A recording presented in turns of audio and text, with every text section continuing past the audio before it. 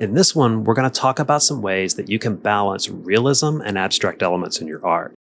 I'm going to walk through a digital pastel and Procreate, and we're going to cover 3 items that you can keep in mind to bring more abstract elements into your next piece. So let's go take a look. Okay, so our goal here is to create a realistic depiction of our subject, but we want to include all of the interest that an abstract painting can provide. So we want to strike a balance between realism and abstract.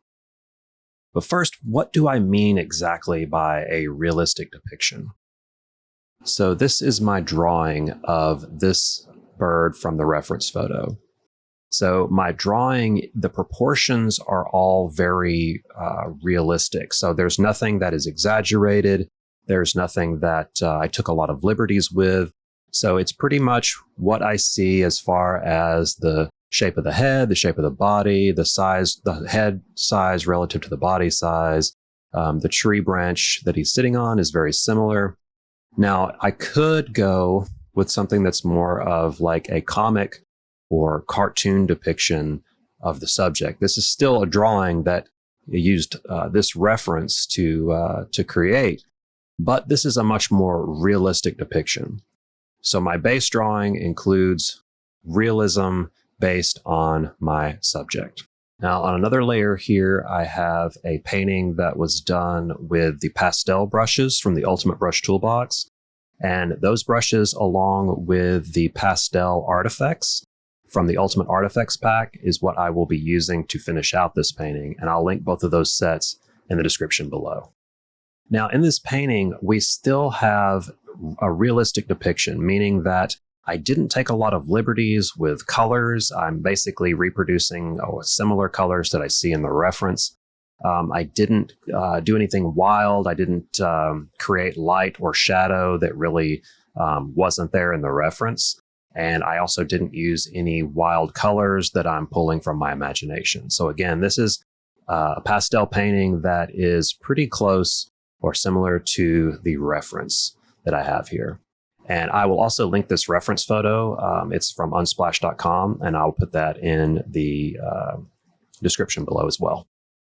So in order to start making this painting a bit more abstract, the first thing that we want to do is decide what to leave out and what to keep in. So sometimes in a more abstract painting, it's just as important to decide what not to include as it is what to include. So for example, with this particular painting, I feel like his face here, his beak and his eye are probably the focal point. So even if the viewer's eye comes up and lands right here, this is probably the area that I want to keep the most detail in and to be the most visible. Now, right now, the painting has just as many hard edges and just as much detail in this area down here and in the branch. But this is what I feel like is the most important part. So what I would like to do to start is to remove and soften some of these details that I feel like are less important. But before we do that, let's go ahead and add a little bit of texture, a little bit of grain, and some brush marks to our background. So in order to start doing that, let's take the background color, just make it a little bit darker and maybe a little bit warmer.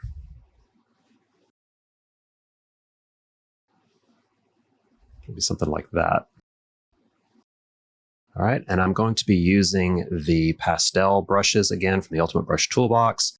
And this includes a lot of different grainy brushes and a lot of pastel type effects. So I'm going to take this, let's try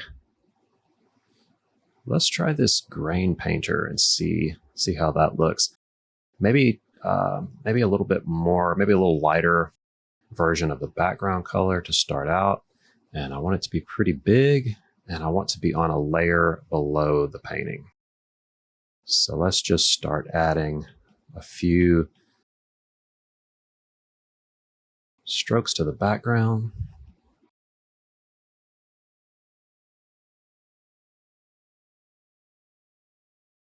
And let's go a little bit lighter version of the color.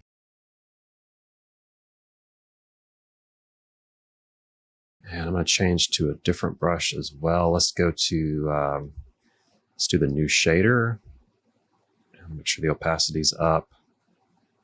And the size is about 40%, just to add some variation in our grain pattern. And I think I want to do one more. I'm going to drop this on another layer, and I'll go just a little bit darker and warmer just on the outside here. This just gives a bit of grain and texture to our background, just so it's not all one solid color. And I'm going to merge those down. I'm going to take the smudge tool, and I've got the new shader again, same brush. I'm just going to kind of smudge some of those together. There's no really like hard and fast rule on this. I'm just creating a background for us to work with. All right, so we want again to decide what to keep and what to remove. So again, we decided that the face here, the beak and the eye were probably the most important. I'm going to create a duplicate of this layer just to give us a backup, and I'll go ahead and drag that layer down just so we have a backup of the original painting. So now I'm going to take the eraser, and I want a good pastel brush. We'll just keep this new shader for now. I like that brush. I've got the opacity down about halfway, and I want to just kind of start to remove and lighten some of the edges here. And I want to avoid this area because that's definitely what I want to keep. Okay, I've got some of that removed. I'm going to do the same thing with the smudge tool here just to give us a bit of variety in the edges. Just smudge a little bit of that out. And so what the smudge tool does, just so you can see, like I'm hitting some of these edges with just a tap, and it's taking some of the color and just moving it outside of the edge there.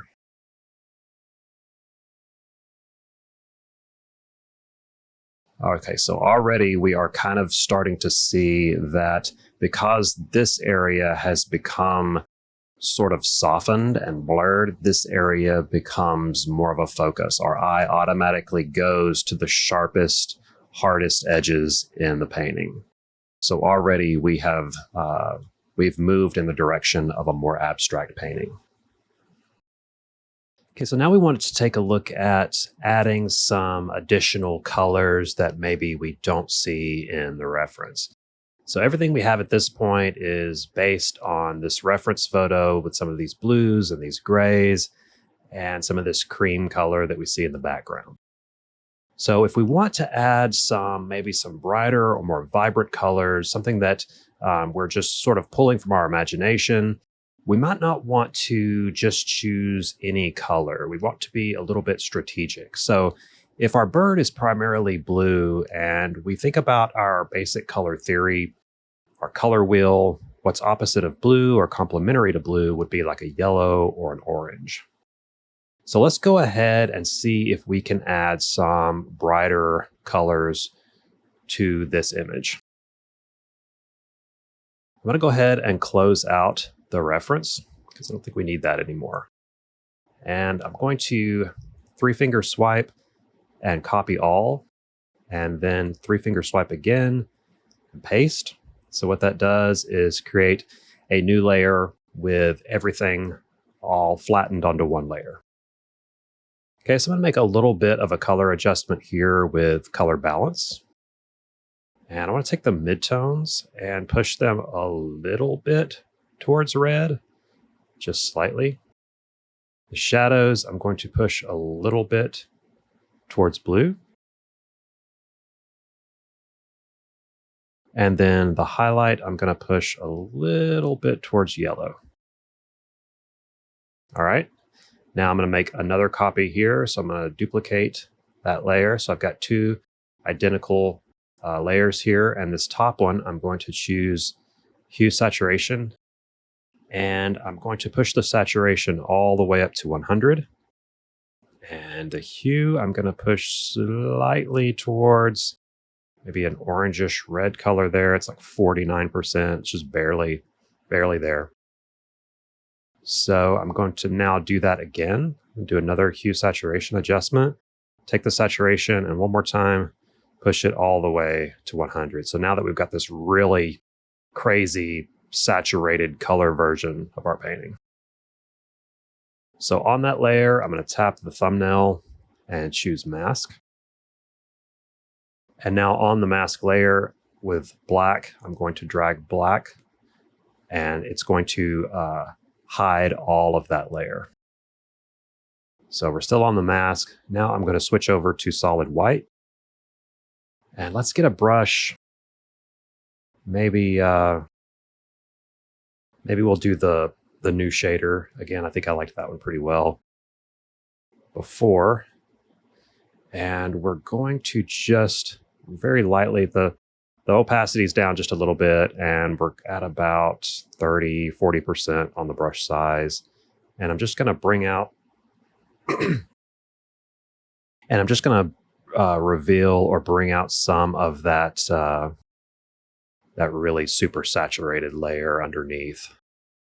And I'm just going to kind of tapping the brush in a few places just to add that bright color variation. And I want the color to kind of go in this direction. Some of our background strokes are kind of already going in that direction because I think it's kind of a nice compositional element that our branch is going this way, our bird is looking that way, and some of our brush strokes are going this way.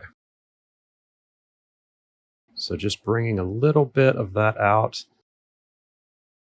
And if there's something you want to remove, you can switch back to black and then just come back in and remove a little bit of that saturated color.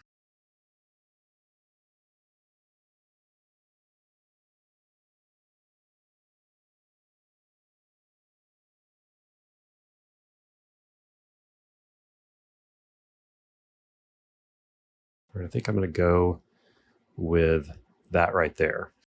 So now we've got this additional color we've added. It's real bright, and it wasn't a color that was found in the reference. So again, we're pushing more towards the abstract.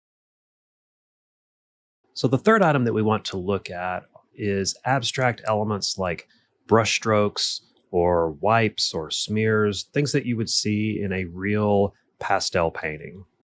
So in order to do that, we're going to be taking a look at the pastel set from the Ultimate Art Effects Toolbox. So this includes a lot of real pastel marks and smears and just various different effects.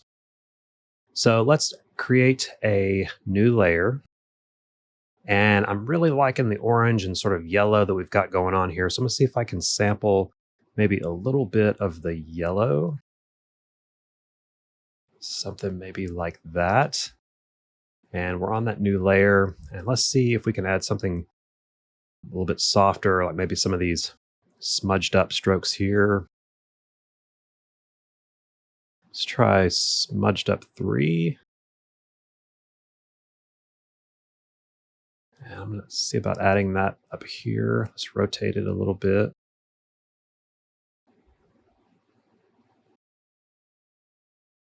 So rarely do I ever just put these down and leave them as they are. A lot of times I'll rotate them so that they fit kind of within the composition. And I will take an eraser or the smudge tool and just kind of blend it in so that it matches and fits into the composition. All right, let's see about maybe adding a little bit down here. Let's try. Let's try this one here. Whoops. So also, I want to do that on a new layer so that I can edit it independently of the other one.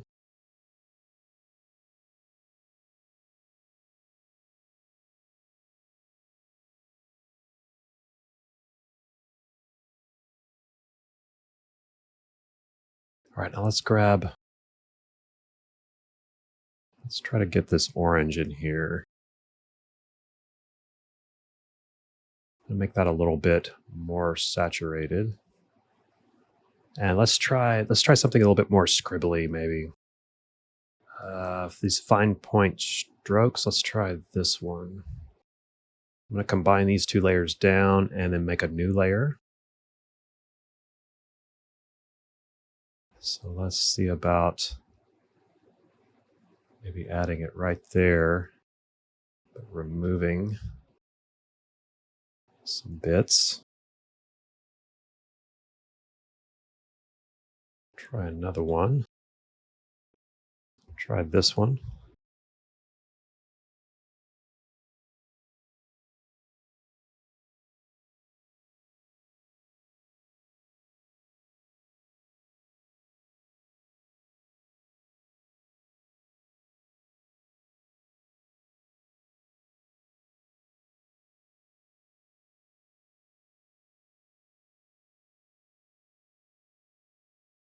I'm going to do one more.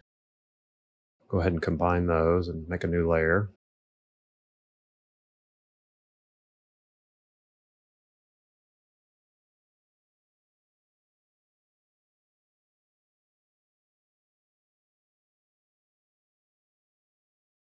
Okay, let's go with something.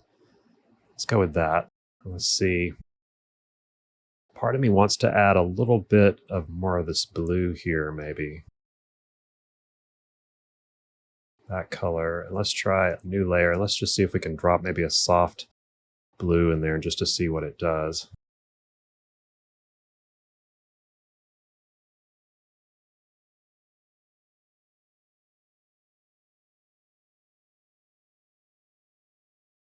I might just want to keep the orange. Let's try this. Let's go ahead and create another flat layer. So we'll copy all and then paste. So we've got that flat layer again that includes everything. And we're going to take smudge tool and I'm going to go with, let's try fuzzy grain and see what that does. And I'm going to see if I can just scale this up just a little bit. I'm going to see if I can just take the edge and just sort of blend that edge up as though the blue smeared into the orange smeared into the blue a little bit. Do a little bit of that here. The reason I flattened it all into one layer is so that I can do this smudging or blending, and it will affect all of the colors and not just the effects layers.